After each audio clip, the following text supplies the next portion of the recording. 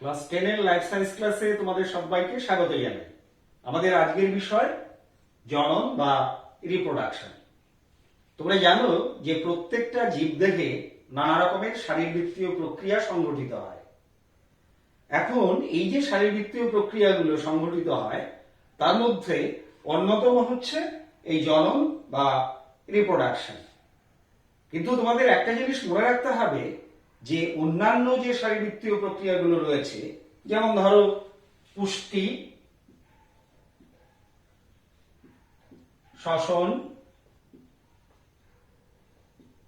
রেচন, সংবহন প্রভৃতি, এই শারীরবৃত্তীয় প্রক্রিয়াগুলোর সঙ্গে জননের একটা মূল পার্থক্য রয়েছে। সেটা কোথায়? যেমন পুষ্টি, শ্বসন, রেচন এই শারীরবৃত্তীয় প্রক্রিয়াগুলো যদি সংঘটিত না হয় তাহলে জীবের মৃত্যু অবধারিত। কিন্তু জননের ক্ষেত্রে সেটা প্রযোজ্য নয়, কারণ কোনো একটা জীবে যদি জনন নাও হয় তাহলে তার মৃত্যু ঘটবে এরকমটা হয় না। তবে একটা জিনিস মনে রাখতে হবে যে প্রজাতির সংখ্যা বৃদ্ধির ক্ষেত্রে এবং নিজের অস্তিত্ব টিকিয়ে রাখবার জন্য জননের অবশ্যই প্রয়োজন রয়েছে। তাহলে দুটো বিষয় তোমাদের মনে রাখতে হবে, এক হচ্ছে প্রজাতির সংখ্যা বৃদ্ধি, আরেকটা হলো নিজেদের অস্তিত্ব টিকিয়ে রাখা, অস্তিত্ব রক্ষা। এই দুটো বিষয় মনে রাখতে হবে। এবারে আমরা জননের সংজ্ঞায় আসি। জনন এমন একটা প্রক্রিয়া বা এমন একটা শারীরবৃত্তীয় প্রক্রিয়া যে প্রক্রিয়ায় জীবেরা নিজেদের মতো অপত্য জীব সৃষ্টি করে প্রজাতির সংখ্যা বৃদ্ধি করে এবং নিজের অস্তিত্ব টিকিয়ে রাখে, তাকেই বলা হয় জনন। এবার আমরা দেখব জননের বিভিন্ন পদ্ধতি। তাহলে জননের পদ্ধতি দেখো, জনন প্রধানত দু প্রকারের। এক, অযৌন জনন বা অ্যাসেক্সুয়াল রিপ্রোডাকশন।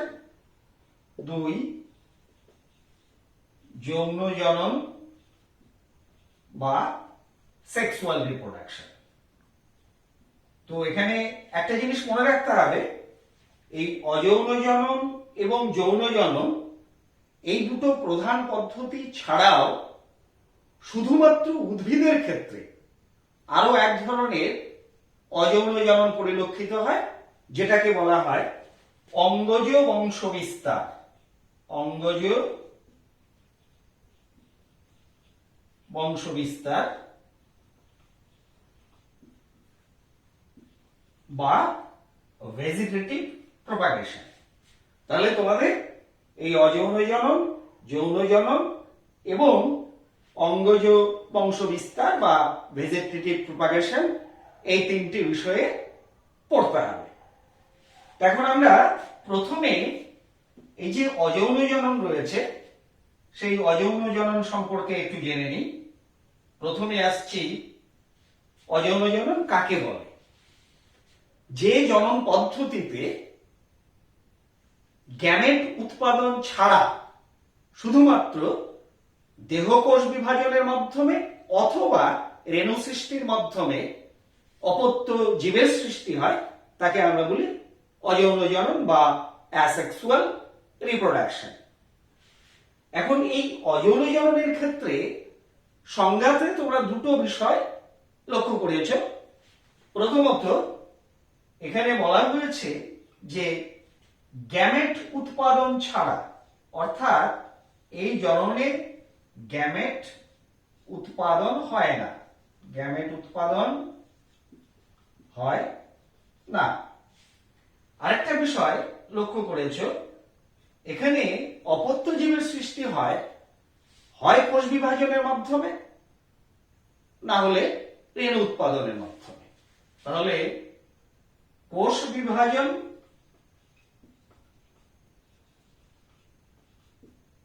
বা রেণু উৎপাদনের মাধ্যমে রেণু উৎপাদনের মাধ্যমে। এই অযৌন জননের ক্ষেত্রে আরো দুটো বিষয় তোমাদের মনে রাখতে হবে। সেটা হচ্ছে এখানটায় একটি মাত্র জনিত্রী জীবের প্রয়োজন হয়। জনিত্রী জীবের প্রয়োজন। এখানে প্রসঙ্গত একটা কথা বলে রাখি যে তোমরা যৌন জননের বেলায় দেখবে, পরবর্তী সময়ে যখন তোমাদের যৌন জনন পড়ানো হবে তখন দেখবে যে যৌন জননের বেলায় অধিকাংশ ক্ষেত্রে দুটো জনিত্রী জীবের প্রয়োজন হয়, কিন্তু অযৌন জননে সেখানে একটা মাত্র জনিত্রী জীবের প্রয়োজন হয়। আরো একটা বিষয়, সেটা হচ্ছে এই জননে যে অপত্য জীবগুলো সৃষ্টি হয় সেগুলো হুবহু জনিত্রী জীবের মতো হয়। ফলে এই অপত্য জীবগুলোর মধ্যে কোনো প্রকার প্রকরণ সৃষ্টি হয় না। তাহলে এই প্রকার জননে কোনো প্রকরণ সৃষ্টি হয় না। প্রকরণ সৃষ্টি হয় না। তাহলে এখানটায় দেখলে যে অযৌন জননের এই চারটে হচ্ছে প্রধান বৈশিষ্ট্য। এই প্রধান বৈশিষ্ট্যগুলো একবার দেখে নাও যে এখানটায় একটি মাত্র জনিত্রী জীবের প্রয়োজন হয়, অযৌন জননে গ্যামেট উৎপন্ন হয় না, এক্ষেত্রে শুধুমাত্র দেহকোষ বিভাজিত হয়ে অথবা রেণু উৎপাদনের মাধ্যমে জনন সম্পন্ন হয়, আর এই প্রকার জননে কোনরূপ প্রকরণের সৃষ্টি হয় না। এবারে আমরা অযৌন জননের বিভিন্ন পদ্ধতিগুলো নিয়ে আলোচনা করব। তোমরা বোর্ডে দেখতে পাচ্ছ প্রথম পদ্ধতি যেটা, সেটা হচ্ছে বিভাজন বা ফিশন। এই প্রক্রিয়ায় জনিত্রী কোষ তথা জনিত্রী জীব অ্যামাইটোসিস বা মাইটোসিস প্রক্রিয়ায় বিভাজিত হয়ে অপত্য কোষের সৃষ্টি করে। এই বিভাজন দু রকমের হতে পারে। এক হচ্ছে দ্বিবিভাজন,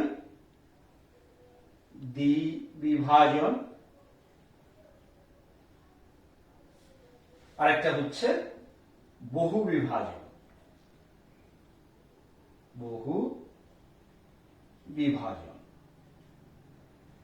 তাহলে বিভাজন দু রকমের, এক হচ্ছে দ্বিবিভাজন বা বাইনারি ফিশন, আর এটা হচ্ছে বহু বিভাজন বা মাল্টিপল ফিশন।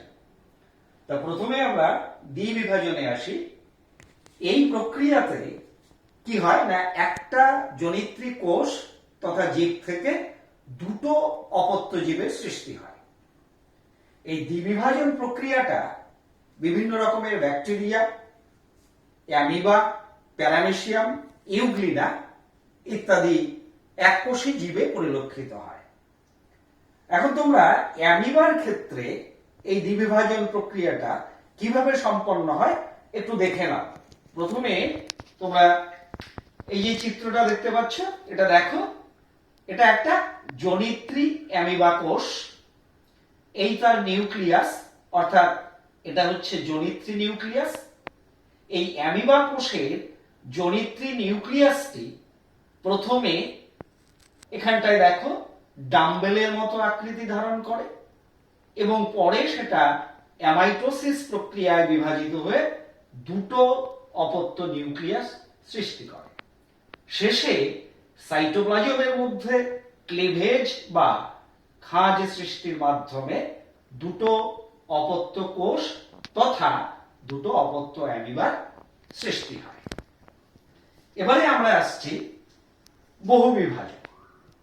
প্রথমে দেখে নাও এই বহু বিভাজনটা কিভাবে সম্পন্ন হয়।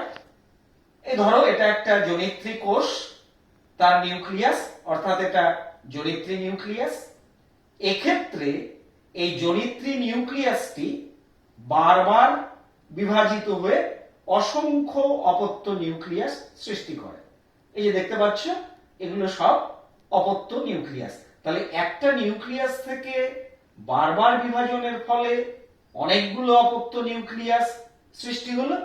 এবারে প্রত্যেকটা অপত্য নিউক্লিয়াস, এটার মধ্যে দেখো প্রত্যেকটা অপত্য নিউক্লিয়াস এখানে কিছু পরিমাণ সাইটোপ্লাজম দ্বারা পরিবেষ্টিত হয়ে এক একটা অযৌন জনন একক তৈরি করেছে। এখানে অসংখ্য অযৌন জনন একক তৈরি হয়েছে এবং শেষে কি হয়, এই প্রত্যেকটা অযৌন জনন একক থেকে এক একটা অপত্য কোষ তথা অপত্য জীবের সৃষ্টি হয়। তো এখন এই যে বহুবিভাজন পদ্ধতি, এটা আমরা অ্যামিবাতে দেখি। তাহলে অ্যামিবাতে হচ্ছে অ্যামিবা, আর প্লাজমোডিয়াম নামে আরেকটা এককোষী জীবে হয় প্লাজমোডিয়াম। তা তোমরা জানো এই যে প্লাজমোডিয়াম, এটা হচ্ছে ম্যালেরিয়ার পরজীবী। এখন আমরা দেখছি যে এই যে অ্যামিবাতে যখন বহুবিভাজন হচ্ছে তখন এই স্টেজটা দেখো, এখানটায় বলা হয়েছে অসংখ্য অযৌন জনন একক তৈরি করে। তাই অ্যামিবার ক্ষেত্রে ওই অযৌন জনন এককগুলোকে বলা হয় স্পোর। স্পোর, এবং প্রত্যেকটা স্পোর থেকে এক একটা অপত্য অ্যামিবার সৃষ্টি হয়। এই জন্য এই অ্যামিবার বহুবিভাজনটাকে বলা হয় স্পোরুলেশন। তাহলে এই যে প্রক্রিয়াটা, এই প্রক্রিয়াটাকে বলা হচ্ছে স্পোরুলেশন।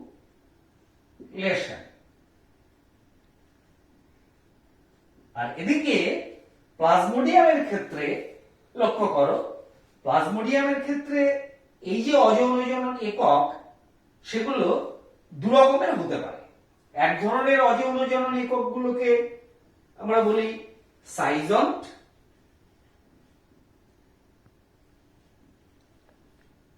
এবং আরেক ধরনের অযৌন জনন একককে বলা হয় স্পোরোব্লাস্ট। স্পোরোব্লাস্ট।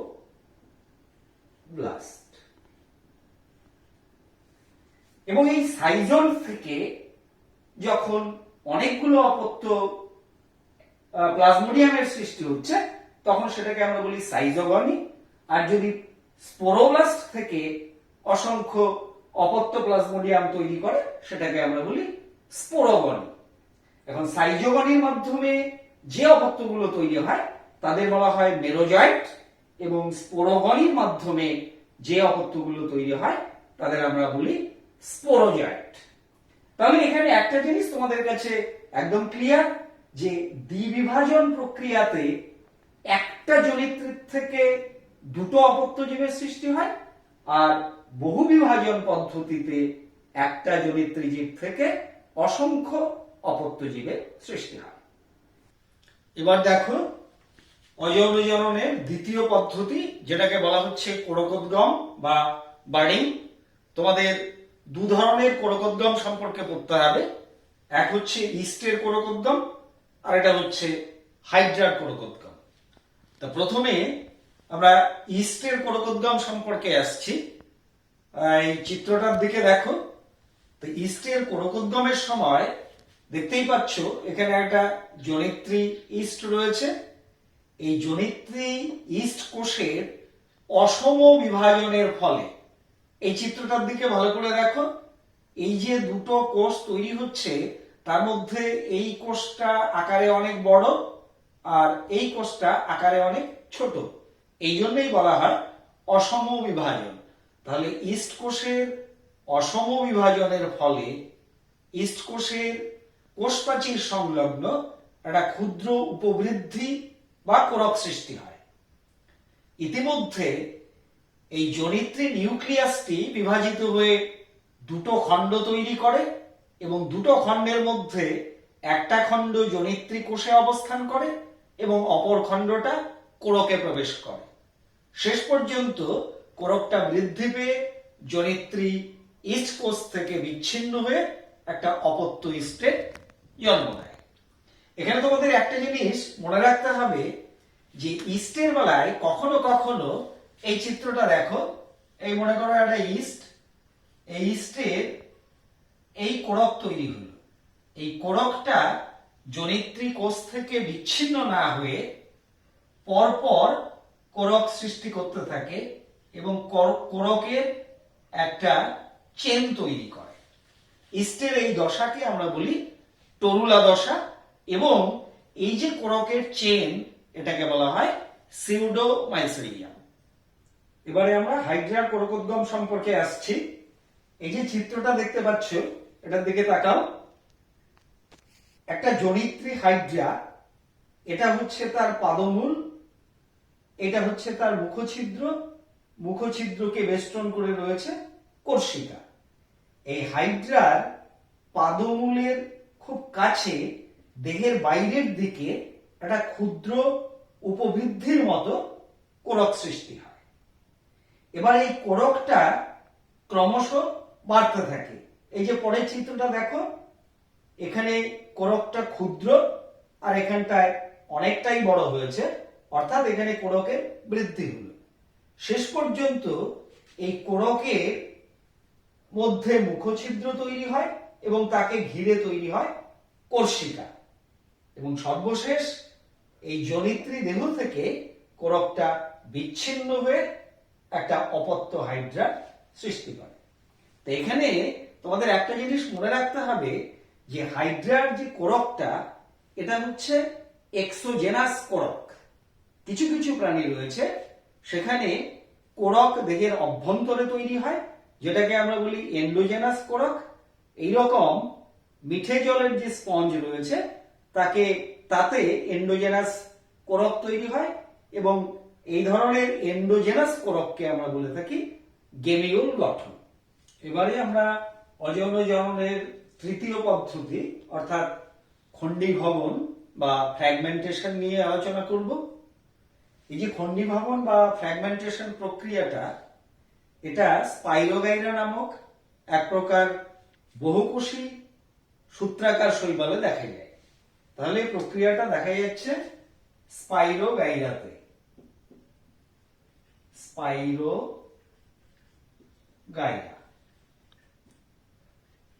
স্পাইরোগাইরাটা হচ্ছে এক প্রকার বহুকোষী সূত্রাকার শৈবাল। তো এটা খণ্ডীভবন কিভাবে হয়, এই চিত্রটার দিকে দেখো। এখানে তোমরা দেখতে পাচ্ছ একটা জনিত্রী দেহ। এই জনিত্রী দেহটা যদি জলস্রোতের কারণে অথবা কোনো যান্ত্রিক কারণে খণ্ডে পরিণত হয়, এখানে একটা খণ্ড দেখানো হয়েছে। এই যে জনিত্রী দেহ, তার থেকে একটা খণ্ড তৈরি হয়েছে। এই প্রত্যেকটা খণ্ড কোষ বিভাজন পদ্ধতিতে একটা নতুন অপত্য শৈবালের সৃষ্টি করে। এই প্রক্রিয়াটাকে বলা হচ্ছে খণ্ডীভবন বা ফ্র্যাগমেন্টেশন। এবারে দেখো রেণু উৎপাদন। এই রেণু উৎপাদনের মাধ্যমে বিভিন্ন প্রকার শৈবাল, ছত্রাক, মশ এবং ফার্ন জাতীয় অপুষ্পক উদ্ভিদেরা অযৌন জনন প্রক্রিয়ায় জনন সম্পন্ন করে। এখন দেখে নিতে হবে এই রেণু কি। তাহলে দেখে নাও,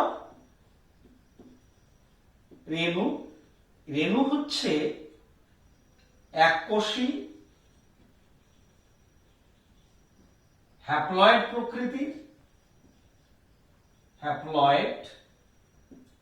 প্রকৃতির অযৌন জনন একক। তাহলে দেখো, এককোষী হ্যাপ্লয়েড প্রকৃতির উদ্ভিদের অযৌন জনন একককে বলা হয় রেণু। এখানে উল্লেখ করা হয়েছে যে রেণু হ্যাপ্লয়েড প্রকৃতির, অর্থাৎ রেণুর ক্রোমোজোম সংখ্যা m। তাহলে এই রেণু অনুকূল পরিবেশে অঙ্কুরিত হয়। রেণুর অঙ্কুরণ, রেণু অঙ্কুরিত হয়ে যে উদ্ভিদ দেহটা গঠন করে সেটা হচ্ছে হ্যাপ্লয়েড যৌন।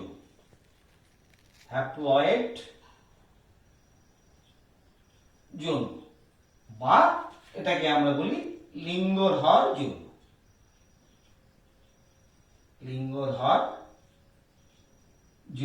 যার ক্রোমোজোম সংখ্যা n। এখন কথা হচ্ছে এই রেণু কোথায় উৎপন্ন হয় একটু দেখে নাও। রেণু যে থলির মতো বা থলিবৎ অংশে উৎপন্ন হয়, ধরো এই একটা থলির মতো অংশ, যেটার ভেতরে রেণু তৈরি হচ্ছে। তাহলে যে থলির মতো অংশে রেণু উৎপন্ন হয় সেই থলিটাকে বলা হচ্ছে রেণুস্থলী বা স্পোরাঞ্জিয়াম। স্পোরাঞ্জিয়াম।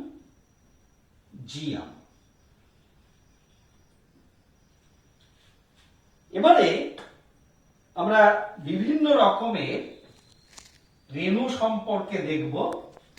ছত্রাকের দেহে কি কি রেণু উৎপন্ন হয় সেটা একটু দেখবো আমরা।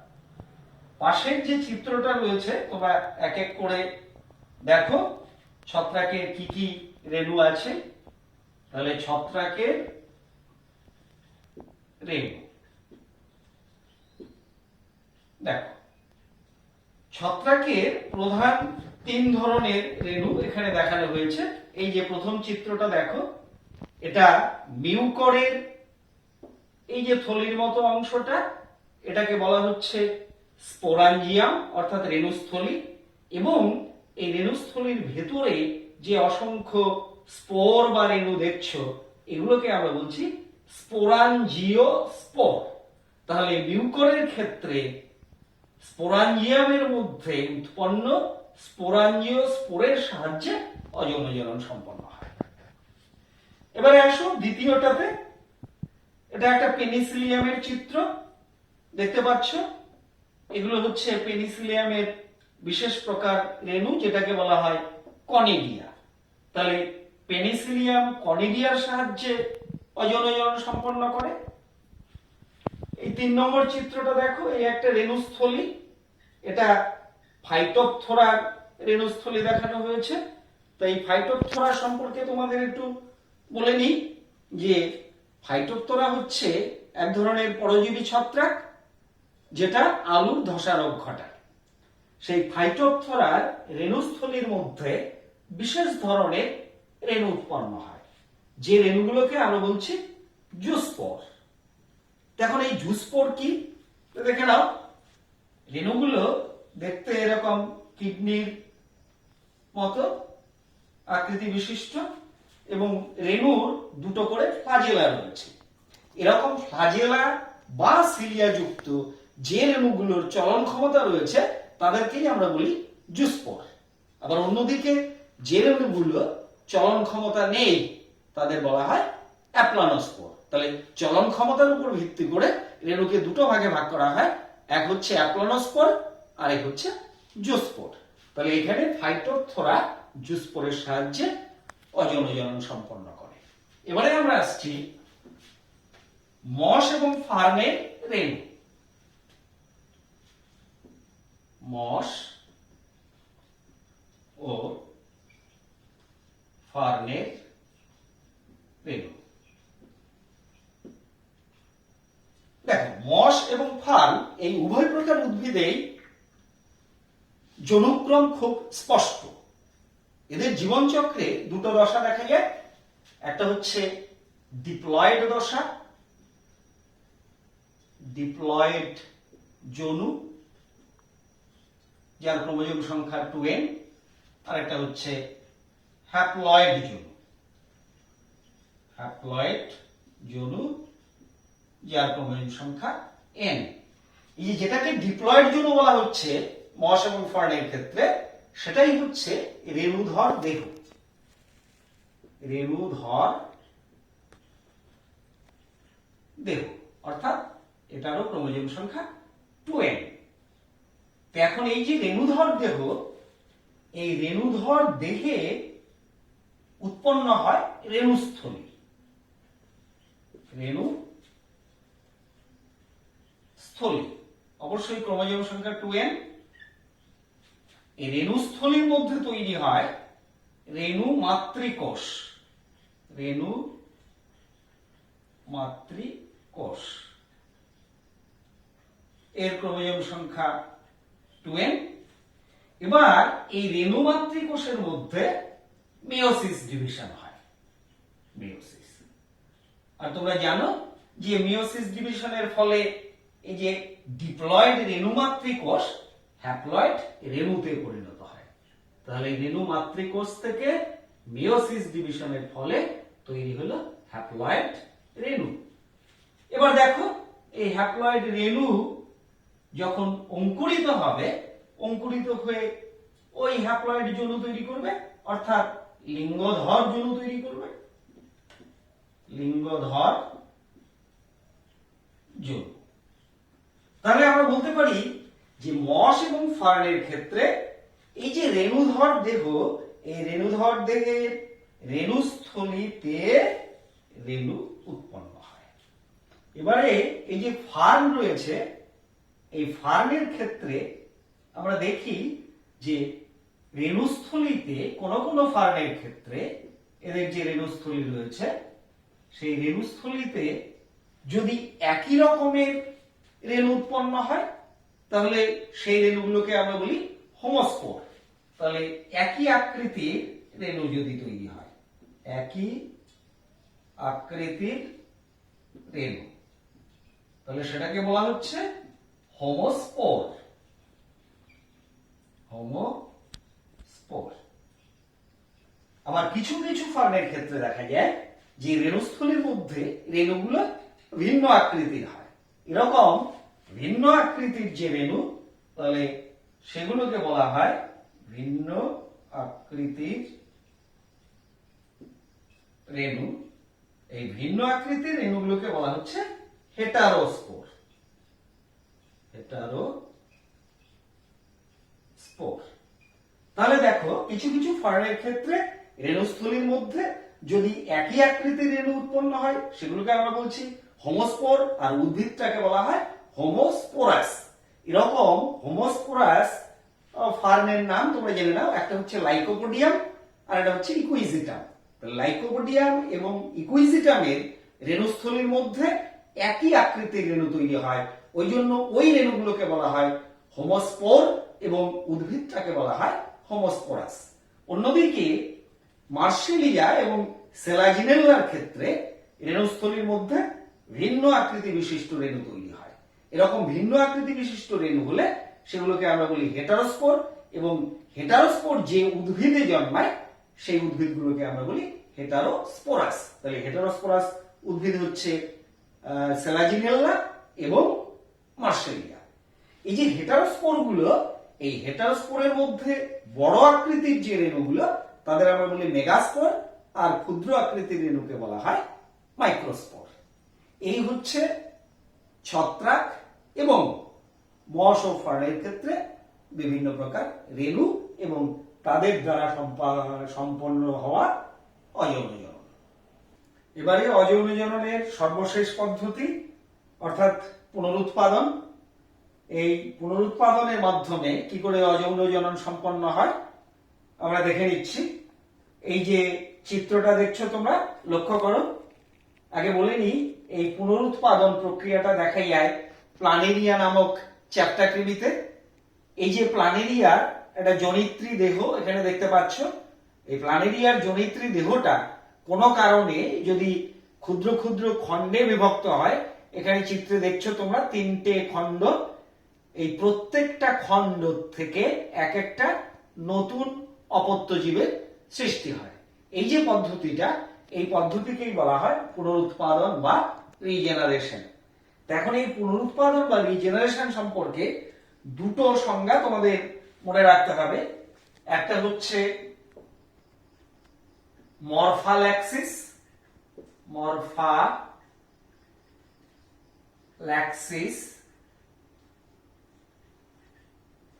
আর এটা হচ্ছে এপিমরফোসিস, এপিমরফোসিস।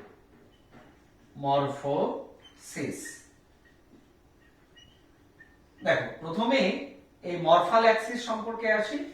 যখন কোন জনিত্রী জীবের একটা ক্ষুদ্র অংশ থেকে সম্পূর্ণ জীবের সৃষ্টি হয় সেই প্রক্রিয়াটাকে বলা হয় মরফাল্যাক্সিস।